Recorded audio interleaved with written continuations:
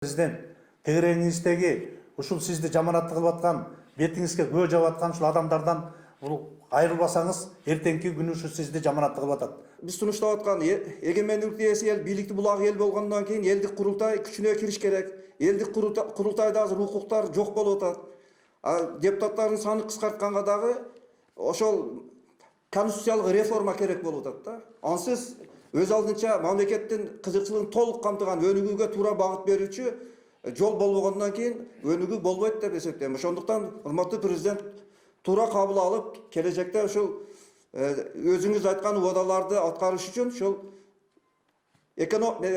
конституциялык реформалар жүрүш керек болуп атат. Ансыз өнүгүүгө жол жок экен да, өз алдынча өнүгүүгө. Менин сунушум ошол. Kurulu jurt senin gücün birlikte, birlik bilen özüngde özün saktağın. Baktalaydın önüne çetkilip, baş mizamga kurultaydı kattağın. Görgün gelse bakıp tağı atkanın, baş mizamga kurultaydı kattağın. Bardık birlik kurultayga baş isin, mına şonda açık bolot asmanın.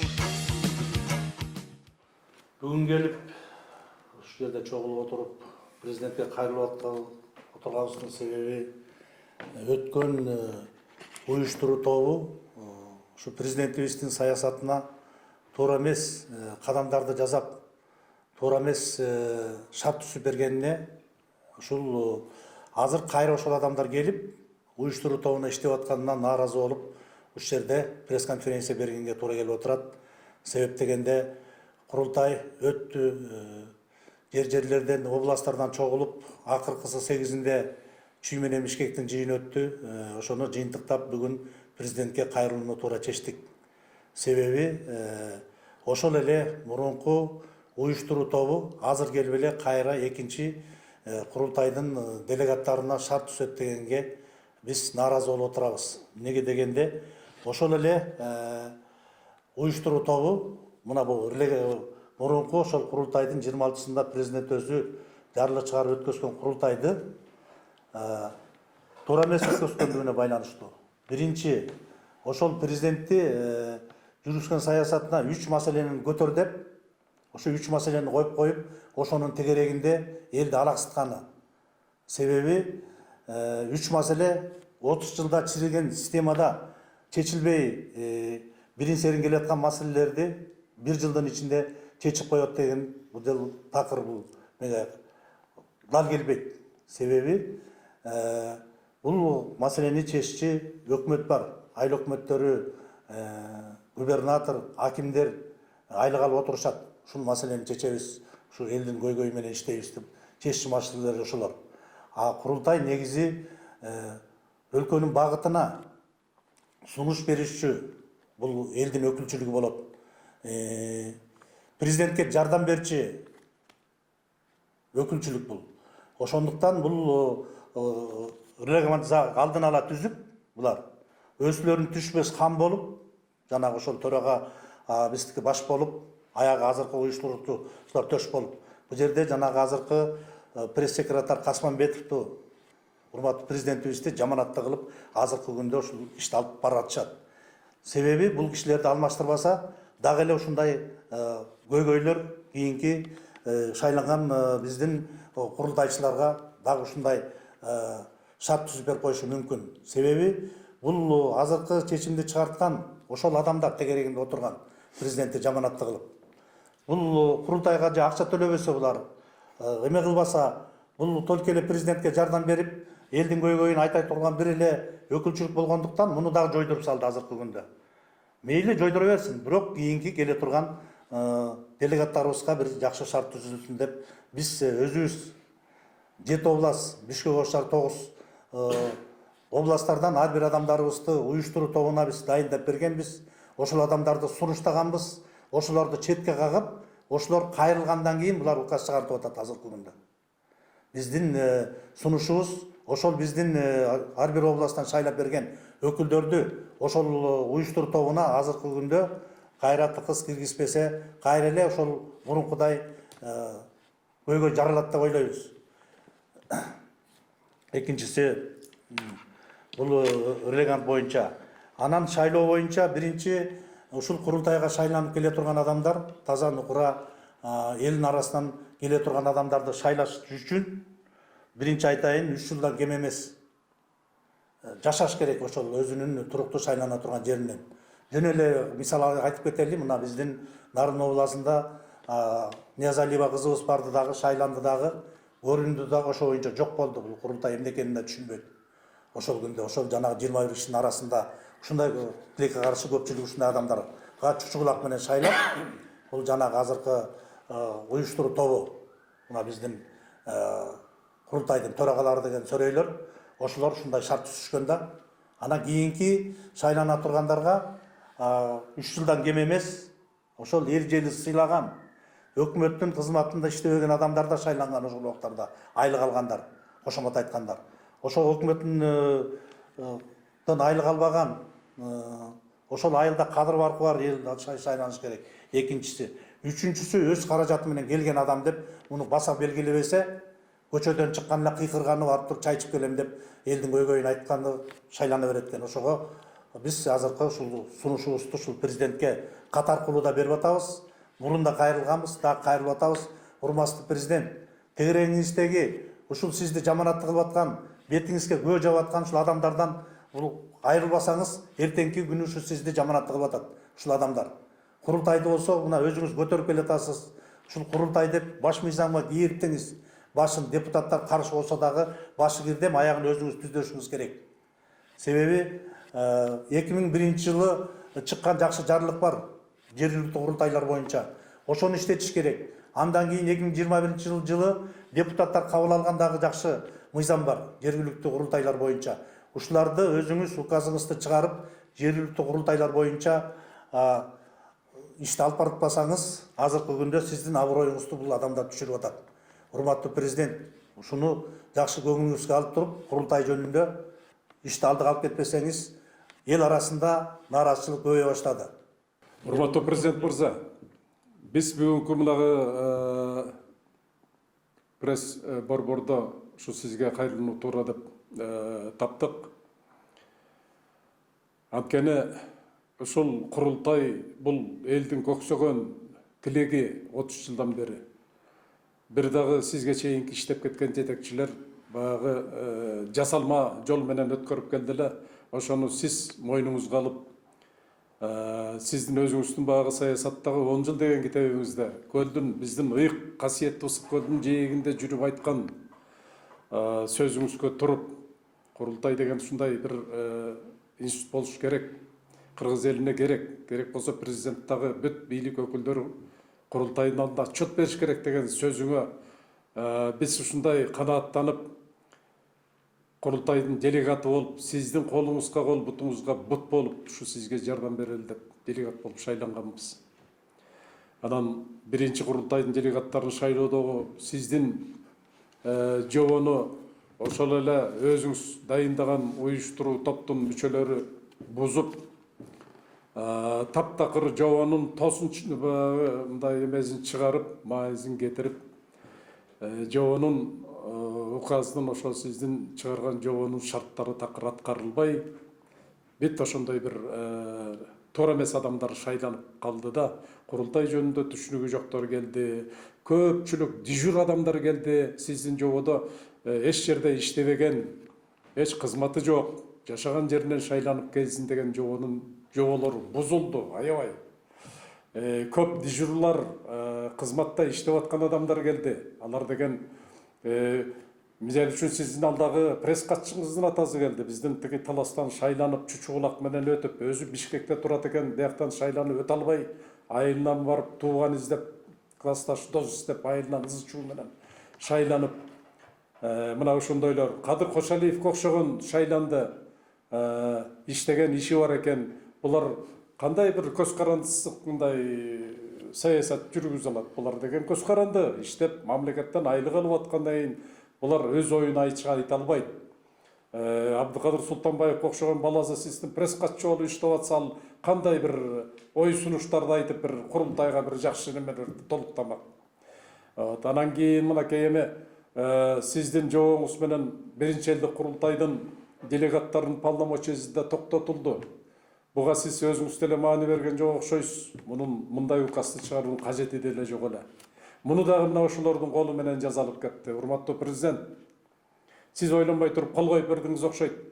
Анткени булардын атына ошондой көп сындар айтылып, элдин ишеничинен чыккан адамдар деп булардын бардыгын жерлерден атазбайт этип алган булардын кандидатурасын.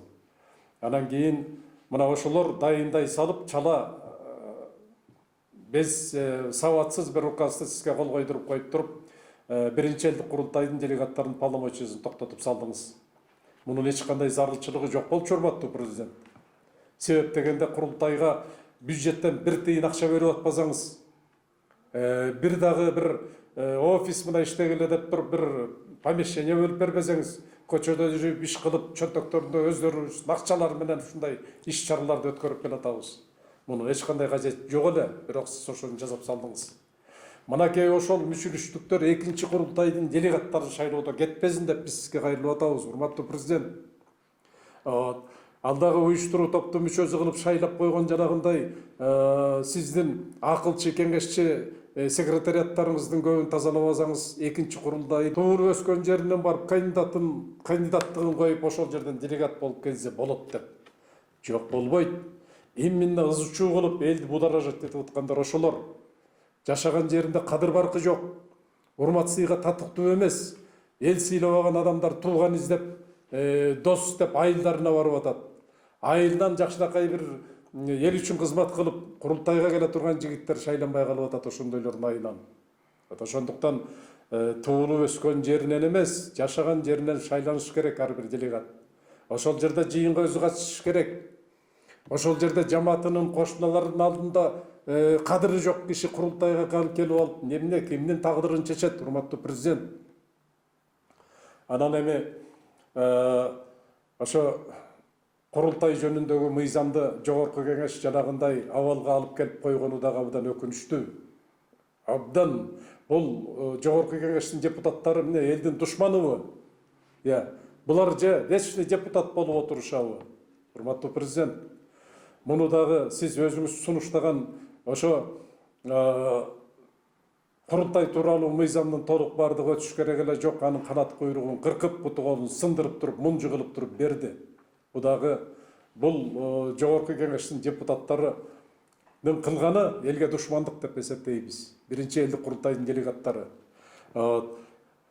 Булардын бардыгын мына сиз айткан курултай жөнүндө мыйзамдар ишке ашып, курултай өз деңгээлине жетиши үчүн биз деген Кыргызстанда конституциялык реформага барбасак болбойт.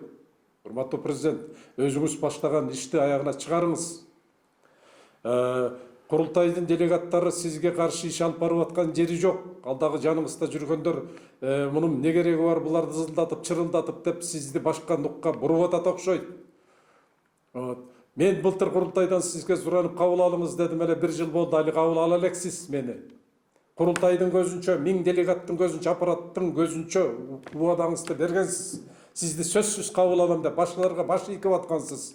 Кабыл алам, мейга кабыл алам, кел деп туруп айткансыз. Мына тегерегиңиздеги ал дагы ограждение кылып алгансызбы, киргизбейт, сизге жеткирбейт. Мен 10дон ашык жолу бардым сизге. Общественный приемыңыз таанып бүттү мени. Бабайке дагы келди деп. Президенттин иш графиги бекири элек, колу бош эмес, кабыл албайт деп эле жиберишет. Мына урматтуу президент, ошондой адамдар сизди курчоп алыптыр. Чеп болуп алышыптыр, сизге эч кимди жакындатпай, жолотпой, абдан сизди катуу кайтарууга алышыптыр. Урматтуу президент, болбойт. Сиз эл менен болуңуз.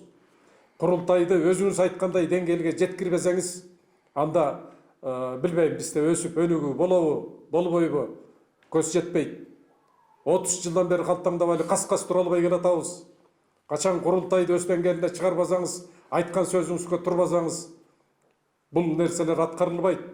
Биз батышты бир карап, чыгышты бир карап, бир Швейцария болобуз, бир Жапан болобуз дебей, биз өзүбүздүн жолубуз менен өнүгөлү. Биз өзүбүздүн идеологиябызды иштеп чыгалы. Курултайды биз ойлоп таап аткан жерибиз жок, урматтуу президент. Курултай деген биздин ата бабабыздан келе аткан салт. Мамлекетти башкаруунун бир жолу курултай деген. Анан кийин бир батыштан үйрөнүп алган бир жолдорго менен мамлекетти башкаруу биз жарабайт, болбойт. Биз деген сөзсүз курултайга барышыбыз керек. Курултайды өз деңгээлине чыгарып, ошо курултайдын алдында өзүңүз айткандай бардыгы подотчетный болмоюнча, өзүңүз көрүп атасыз. Күнчүлүк өмүрүң болсо түштүгүнө жоргомун принциби менен иштешип, ичип, жеп, ууру тойгончо же өлгөнчө чыгарганат болуп качып кетишип атат. Мына сиз болбосоңуз бул курултайдагы мындай мыйзамга кирмек эмес. Эми ушул баштаган ишиңизди аягына чыгарыңыз, урматтуу президент. Экинчи курултайда да ушундай ызы чуу болбосун. Курултай өз деңгээлине жетсин десеңиз, мындай бир дагы бир карап койсоңуз, анда комиссиянын мүчөлөрүн кылып аткан иштерин сизден суранып кетели биз. Сиздин колуңузга кол, бутуңузга бут болуп туруп, ушу Кыргызстанда биздин турмуш оңолор бекен, элдин ыйлаган көз жашы токтоор бекен, биздин мамлекет жок болбогон мамлекеттердин катарына кошулуп калар бекен деп туруп далбас уруп жүрөбүз. Биз сизден нан сурап аткан жокпуз. Биз көчөгө элди чакырып, бийликти алмаштыралы, революцияны жасайлы деп аткан жерибиз жок, урматтуу президент. Туура түшүнүңүз, жаныңызда жүргөндөрдүн сөзүн угасыз укпайсыз бал сиздин ишиңиз, бирок элдин сөзүн угуп коюңуз, урматтуу президент. Эл сизге каршы эмес, эл сүйүнүп атат, бардыгы ыйлашкан сиз дайындалганда президент болуп. Ошондуктан элге кичине жүзүңүздү буруп, элдин көйгөйүн чечпесеңиз, жаныңыздагы жана жогоруда айтылгандай сизди жакшы жакка алып барбай турган болуп калды. Урматтуу президент, ойлонуңуз. Элге жардам бериңиз, курултайды көтөрүңүз. Мына идеологиянын башында ошол курултай турат керек болсо. Курултайды сиз айткандай кылып өз деңгээлине коюп алсак, анан бизде өнүгүү башталат. Урматтуу Садыр Нуркожоевич, мен сизге кайрылганымдын себеби мына өзүңүз баш болуп ошол биринчи элдик курултайда бизге мамлекеттик деңгээлдеги идеяларды бергиле деп айттыңыз эле. Тилекке каршы ошол биринчи элдик курултай жергиликтүү көйгөйлөр менен чектелип калды.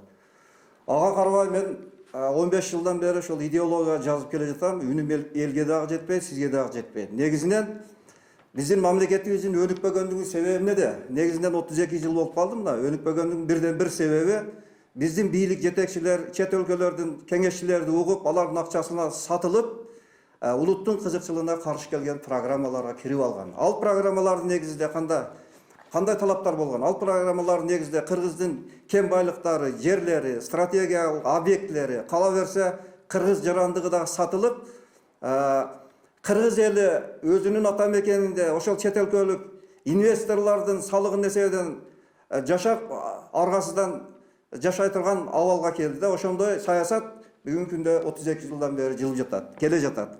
Мисал үчүн биздин баш мыйзамда айтылат, мамлекеттин ички тышкы саясатын мамлекет өзү жүргүзөт деген берене бар.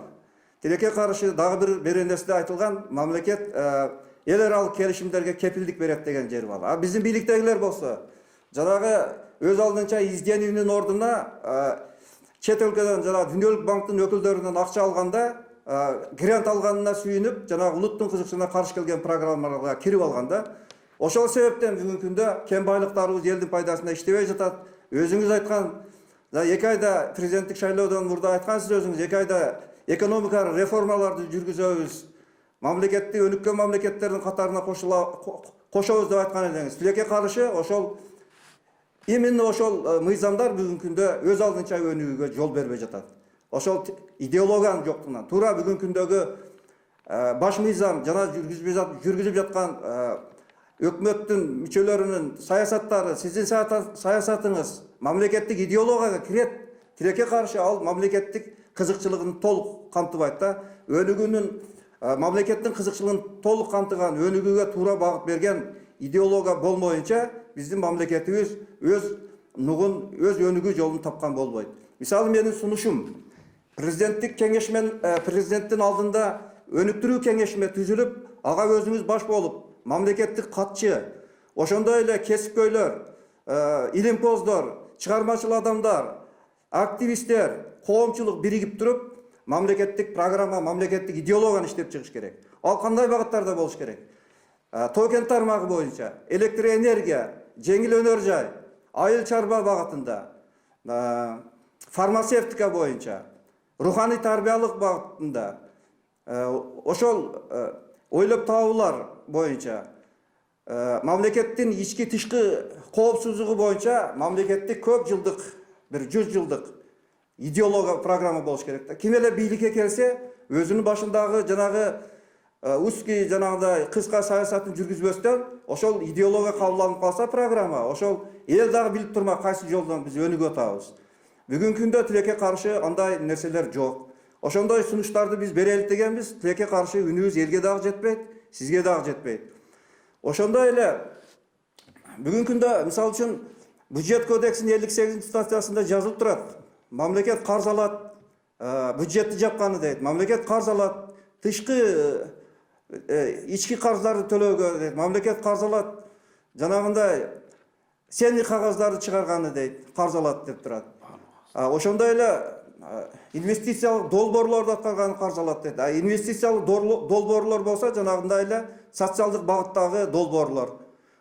Жанагындай мамлекеттик деңгээлдеги мемелер жок тилекке каршы. Элдин талабы ошол кем байлыктарды мамлекет өзү иштетип, ГЭСтерди өзү куруп, өзү иштетип, ошондой эле баягы ортомчул баягы электр энергия тармактарын мамлекет өзүнүн карамагына алып, кыскасы мамлекеттик бюджет өндүрүлгөн продукциянын салыктардын эсебинен жабылып, тышкы карыз менен эмес. Ошондой өзүбүздүн мамлекеттин кызыкчылыгын толук камтыган багытыбыз жетишсиз болуп жатат бүгүнкү күндө. Тарбиялык багытка токтоло турган болсом, бүгүнкү күндө тарбиялык багыттагы жетишсиз.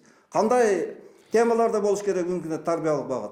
Эне түйүлүктөн баштап баланын тарбиясы, генофонддун тазалыгы, ата менен баланын ортосунда мамиле милдеттери, кошуна менен кандай мамиледе болуу, саламдашуунун мааниси, жаш жубайлардын ортосундагы мамиле милдеттери, улуттук биримдик, жалпы улуттук биримдик, жаратылышты коргоо, ата мекенди сүйүү кайдан башталат, илим билимдүүлүк, маданияттуулук, кыргыз элинин тарыхын билүү, кыргыз элинин каада салтын билүү, тазалык, жаратканды акыл менен таануу, илим билимдүүлүк, ошондой эле адеп деген эмне, адептүүлүк, ыймандуулук деген эмне, мээримдүүлүк, кечиримдүүлүк, сабырдуулук, кайрымдуулук, ар намустуулук. Мына ушул адамдык асыл сапаттар ошол имандуулукту түзөт. Бунун терс жагы бар. Адам өлтүрүү, уурулук, каракчылык, сойкулук, зына, паракор, көрө албас, эки жүздүүлүк, аманатка кыянат, бирөөнүн акысын алдап жегендик, текеберлик.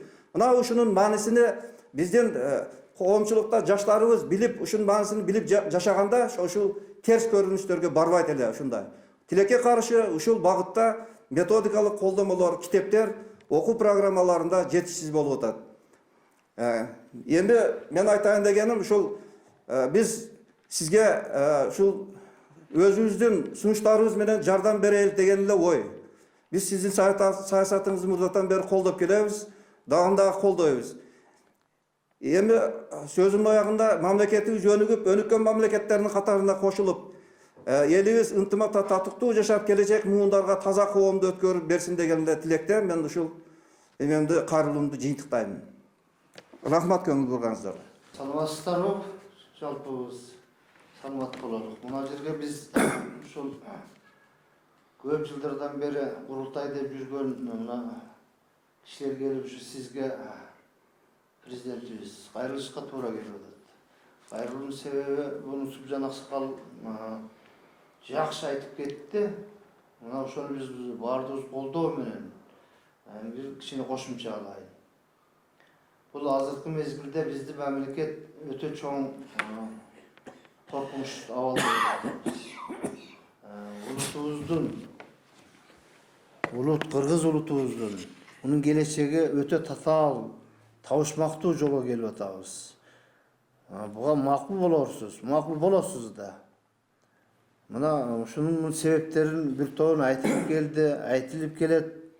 Мунун улуу өтө жаман себептери бар. Себептери биздин ушул жашоо, мамлекет куруу, улутубуздун сакталуусу жөнүндөгү ой түшүнүштөрүбүз, ол мамлекеттик деңгээлге чыгарылбай, элдик ойлонууга жеткирилбей, антип аксап ар кимди ээрчип келебиз. Мына ушунун баардыгын оңдош үчүн, ушунун баардыгын сиз эми Алла Тааладан эми деп айтылат да. Сиз эл башы, мамлекет баш болгондон кийин кече мына жетегибизде профсоюзда урушкандай, ошондой чоң күч менен, чоң көрө билүү менен мына бул мамлекетибиздин, мамлекеттик институттун, мамлекеттин арасындагы жарандык мамиленин өзүн оңдоо үчүн ошондой чоң жигердүүлүк менен иштөө керек сизге. Иштебесеңиз болбойт. Sizdi iштесин деп биз шайладык. Салып койгон жол, уруп койгон үй, анын баардыгы маанисиз. Анын түбү болбогондон. Түбү мына жигитибиз айтты, Абдинаби. Идеология деп айтылып атат. Идеологияда мына биз 10 жыл, 20 жылдан бeri мына какшанып келген канчалаган кишилердин эмгеги кетти. Мен өзүм мисалга 12 жылдан бeri ушу идеологияда неме курултай деп жүрөм. 12 жыл. Мага чейин канчалаган аксакалдар кишилердин эмгеги болду. Адан бери канчасы жүрүп атат. Мына ушу курултай институтун, курултай деген өзү саясат, өзү идеология. Мунун чоң мааниси ошол улутту, ушул ааламда кыргыз мамлекетин сактап калуунун бирден бир жолу. Эми ошо жолду ишке ашыруу үчүн аны Аксакал Мусубжан айтып кетти, көзүн чукуп канат куйругун мунжулап эптеп эле киргизүүдө болбойт да. Бул институт. Муну жакшылап киргизишиңиздер керек. Муну эми конкретный сунуш. Мына экинчи курултай өтүүгө даярдык болуп атат жарлыгыңыз менен. Мына ошону өзүнүн деңгээлинде, өзүнүн жүзүндө, өзүнүн маанисинде өткөрүлүш керек. Ал үчүн адамдар, ошол айылдан шайлана турган адамдар жанагындай тартипте эмес. Бул чыныгы башында ою бар, көкүрөгүндө маанилүү нерсеси бар кишилер келиш керек да. Ана бул жагы биринчи курултайдагыдай болуп, жолду айтып, onu айтып, чечти айтып, андай болбойт да. Курултайда ошол минимум 50 жыл, минимум ошо улуттун, мамлекеттин, ошонун экономикалык жак, юридикалык жак кантип болуп сакталып барып, ошону ишке ашырабыз деген жолдорду белгилеп алып, ошону тутуп алып, анан кийин кетет да. Анан ошонун аткарылышын көзөмөл болуш керек элдин атынан. Мына ошондо анан барып өзүбүзгө келебиз да. Мен ишенемин эми, урматтуу президент. Ушунун баардыгын ушуга киришкенден кийин, мушкашканыңыздан кийин, ушуну өзүңүз башында туруп аткарып бербесеңиз, ол 700 үй, 700 мектеп салган менен актыңыз калбайт. Мына ушунун өзүнө киришиңиз. Ушуну суранам. Арбаңыздар, ардактуу калайык калк, урматтуу президент, мына 1 жылдан бери ушу биринчи элдик курултайды делегат болуп шайланып иштерди жүргүздүк. Мына бүгүнкү күнү экинчи курултайды өткөрүүнүн алдында турабыз. Ошондуктан биринчи элдик курултайдын ичин жыйынтыктап коюуну туура көрүптүк. Урматтуу калайык калк, бүгүнкү күндө мына ааламда ушу дүйнөдө тынч болбой турат. Алардын ичинде ушу 50 мамлекет жок болуп кетет деген дагы аналитиктердин прогноздору бар. Ошондуктан эң биринчи максатыбыз ушу элибизди, жерибизди кантип сактап калабыз. Мына 30 жылдан бери биздин ичибизде болуп келаткан көйгөйлөрдү кантип чечебиз деген үстүндө көп адамдардын башы кошулду. Эми бардык жалпыңыздарды ушу биринчи элдик курултайдын мыйзамын кабыл алынышы боюнча куттуктап коеюн. Себеби бул курултайды ишке ашыруу өтө татаал кыйын экенине өзүңүздөр күбө болдуңуздар. Алардын ичинен ушул жогорку кеңеш кандай деңгээлде канат бутагы кесилген ачык айтып туруп, элди шылдыңдап, мазактап туруп кабыл алганын көрдүңүздөр. Буга чейин дагы мына ушу курултай идеясында келаткан адам катары айтсам, чейрек кылым болгон экен бул идеянын башталганына. Мына өзүбүз күбө болгон жогорку кеңештин 6-чакырылышы дагы, 5-чакырылышы дагы, ушул эле убактагы бийлик башында тургандар дагы убадаларын берип, кургак упчу эмизип кабыл албай келишкен. Бул жерден биздин президент Садыр Нуркожоевичтин эмгеги чоң деп баалайм. Себеби саясий эрки менен ушу элдин көйгөйүн чечейин деген менен ушул ишке ашырылды да. Ачык эле айтышыбыз керек, бийлик башындагылар колдобосо бул идея ишке ашпайт экен. Себеби мына 10 жылдап, 20 жылдап жүргөн адамдарбыз ушу идеяны көтөрүп. Эми айтайын дегеним, элдин өкүлдөрү ушу эл мамлекетибизди сактап калалы туура жолго түшөлү деп атса, ошону колдобой турганы өтө өкүндүрөт да.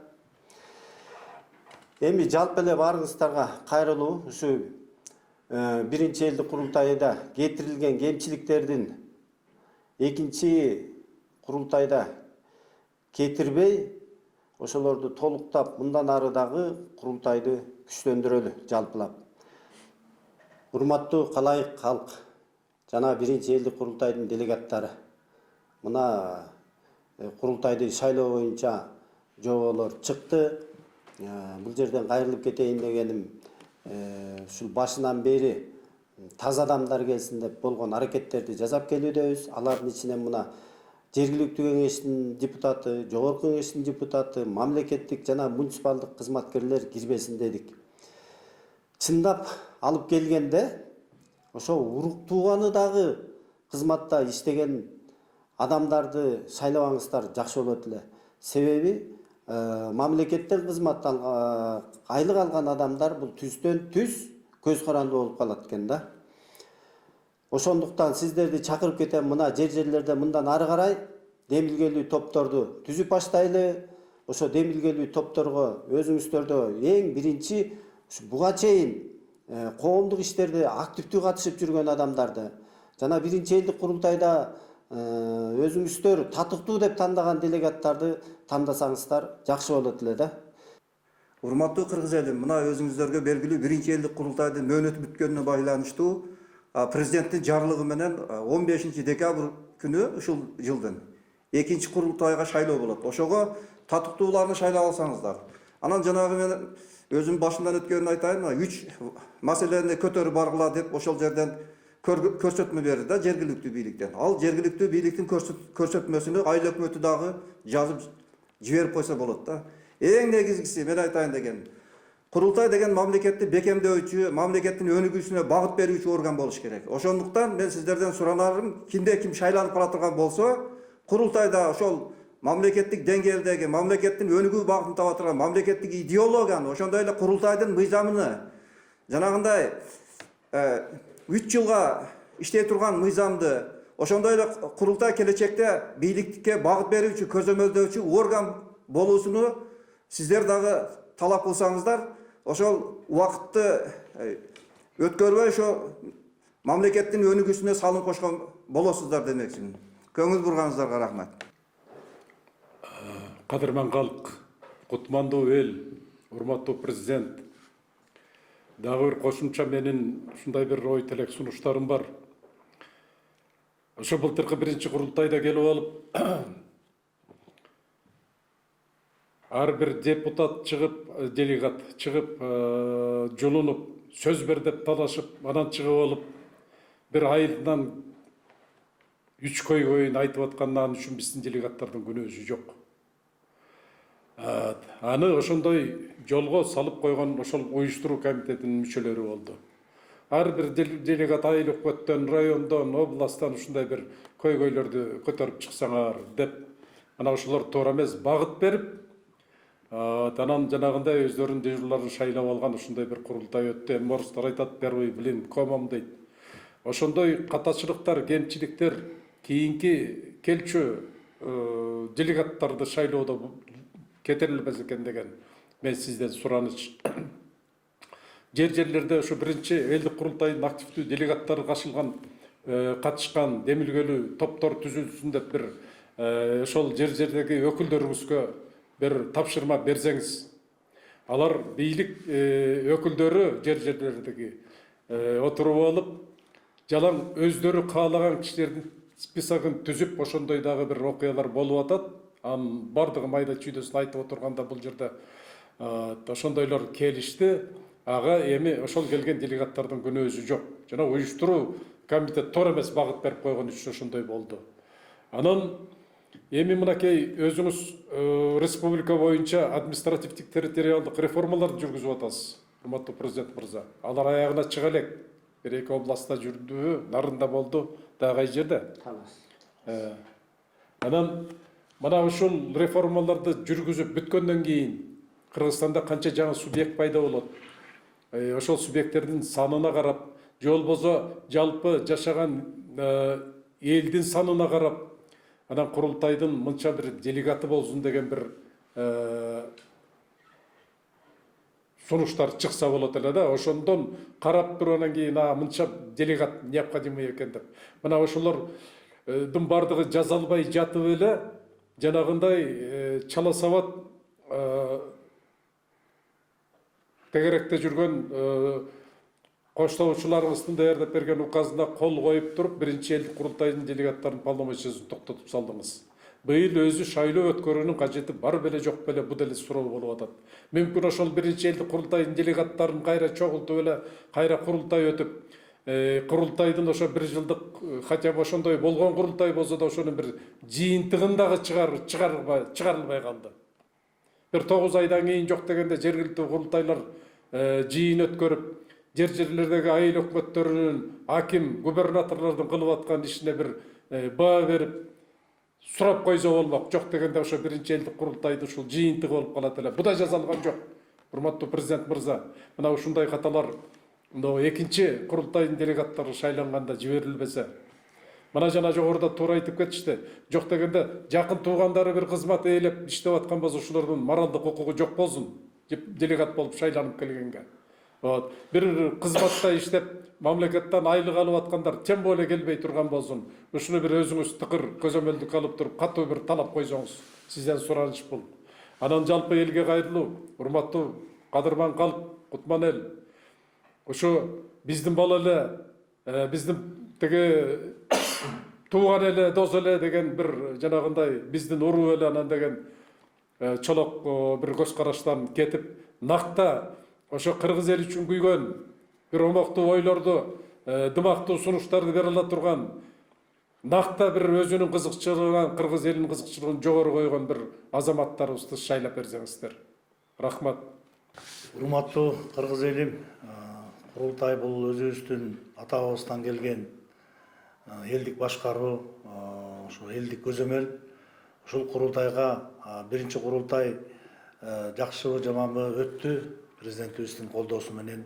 Эми экинчи курултайга ушу татыктуу адамдарды шайлап келсек, ошол өзүнүн көйгөйүн, элдин көйгөйүн айта билген татыктуу адамдарды, анан тилекке каршы өткөн шайланып келген делегаттардын арасында эптеп өзүн көрсөтүп коеюн дегендер адамдар көп келип, азыркы курултайды ушу жакшы мыйзам кабыл албай калганына, ушул курултайды келечегин көп мындай бут тосуп койду да.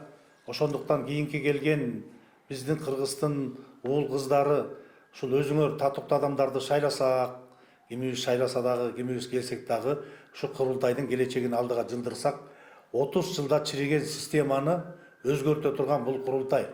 Азыр кандай президенттер келет, кандай жетекчилер келет, кайра эле баягы чириген системаны улантып эле ошо менен кетип атат. Башка жолубуз жок. Ушул курултай Кудай кааласа ордуна өзүнүн мыйзамдуу орду менен кирсе, ошондо кыргыз элибиз оңолуп алдыга жылат. Мисалы мына Кытай мамлекети өнүккөн, башка Монголия, Германия ушул эле биздин курултай системасы менен азыркы күндө өнүгүп жашап келатат. Себеби мына азыр биз 100дөн депутат, 90 депутат эмнеге багабыз? Ар бир депутатка айына 300 миңден айлык кетет экен. Анын депутат өзүнө 160 миң сом жазып алыптыр. 2 помощниги, секретары ушундай 300 миңден тегерегинде айына бир айда айлык алышат экен. Жылына эсептесек канча миллион кетип атат буларга. Буларды багып эмне кылабыз? Бир 30-40 депутат мыйзам чыгаруу ордуна келсе, анан эл өкүлдөрү курултай келсе, курултай өз каражаты менен келип, 6 айда бир, жылына бир жолу ушу өлкөнүн багытына, ушул өлкөгө кылып аткан жетекчилердин иштерине баа берип кетип калса, ушул курултай орду менен кирсе, өлкөбүз келечекке алдыга кетет элек да. Урматтуу кыргыз элим, ошон үчүн кийинки шайлаганда өзүбүздүн татыктуу уул жигиттерибизди шайлайлы. Азыркы баланча тууганым эле, ана баланчанын жакыны эле деп туруп, ушундай адамдардан алыс бололу. Менин бир ушул кыргыз элибиз үчүн келечектен тилегибиз ушул курултайды деле көрүп атабыз. Ушул алдыга өнүгүп, өлкөбүз алдыга кетет деген. Рахмат барыңыздарга. Урматтуу президент, оюңузга алып коюңуз ушул биздин сунуштарыбызды. Урматтуу президент, биздин кайрылууну эске алсаңыз, биз ошол өнүгүүгө багыт берүүчү идеология дейбизби, ошол жанагы коомду өнүктүрүү боюнча кеңешмени түзүп, программа түздөгөнүбүз менен дагы баягы мыйзам жол бербейт экен да. Кандай кылабыз? Конституциялык реформа болуш керек болуп атат да бул жерде. Чыныгы мамлекеттин идеологиясыны жазып, анын негизинде мыйзамдар кабыл алып, анын негизинде өнүгөбүз дей турган болсок дагы, жанагы келип эле жанагы эл аралык келишимдерге мурдагы бийликтегилер ошолорду сактайбыз деп кол коюп койгондуктан мыйзам күчүндө болуп, өз алдынча өнүгүү болбой жатат да. Реформа болуш керек болуп атат. Мисалы үчүн ошол мамлекеттик программаны түзгөнгө дагы реформа болуп атат. Кен байлыктарды иштетип, кайрадан өзүбүз иштетебиз дегенге дагы мыйзамдар жол бербейт экен да. Ошон үчүн конституциялык реформа болуш керек. Мен ошонтип ойлойм да. Мисалы үчүн азыр биз сунуштап аткан эгемендик ээси эл, бийликти булак эл болгондон кийин элдик курултай күчүнө кириш керек. Элдик курултайда азыр укуктар жок болуп атат. Депутаттардын саны кыскартканга дагы ошол конституциялык реформа керек болуп атат да. Ансыз өз алдынча мамлекеттин кызыкчылыгын толук камтыган өнүгүүгө туура багыт берүүчү жол болбогондон кийин өнүгүү болбойт деп эсептейм. Ошондуктан урматтуу президент, туура кабыл алып, келечекте ушул өзүңүз айткан убадаларды аткарыш үчүн ушул конституциялык реформалар жүрүш керек болуп атат. Ансыз өнүгүүгө жол жок экен да, өз алдынча өнүгүүгө. Менин сунушум ошол. Көңүл бурганыңыздарга рахмат. Урматтуу президент, биз сизге курултайдын ушул өкүлдөрүнүн атынан өткөн курултайдын ушу атынан сизге кайрылып кетебиз. Азыркы күндө тегерегиңиздеги азыркы уюштуруу комитетиндеги ушу адамдардын көпчүлүгүн алмаштырбасаңыз, биз жакшы жолго түшпөйбүз. Себеп дегенде ар бир областтан 9 адамды өзүбүз шайлап алып, уюштуруу топ кылып, ошол сизге кат аркылуу кайрылган. Ошол кат баргандан кийин бул азыркы ушу тегерегиндеги адамдар ушулар азыр ушул указды чыгарттырып атат сизге алдап кол койдуруп. Ошондуктан ошол жагын карасаңыз, урматтуу президент, ошол адамдардын чакырып бир кеңешиңиз, ушул курултайдын келечегин кантип алдыга жылдырабыз дегенге. Булар азыркы күндө курултайды биз билебиз, кыйратабыз деп тетир жолго алып баратат. Урматтуу президент, урматтуу гос секретарь Касымбетов, сиз да жакшы билесиз муну. Сиздин оюңуз түз болсо, ошол 9 адамды чакырып, ошол курултайга эл шайлап берген 9 областтан, Бишкек оштан ошол адамдарды чакырып, бир кеңешип, ошону уюштуруу тобуна киргизиңиз. Ошондо президентти жаманаттырбай бир жакшы жолго кетет деп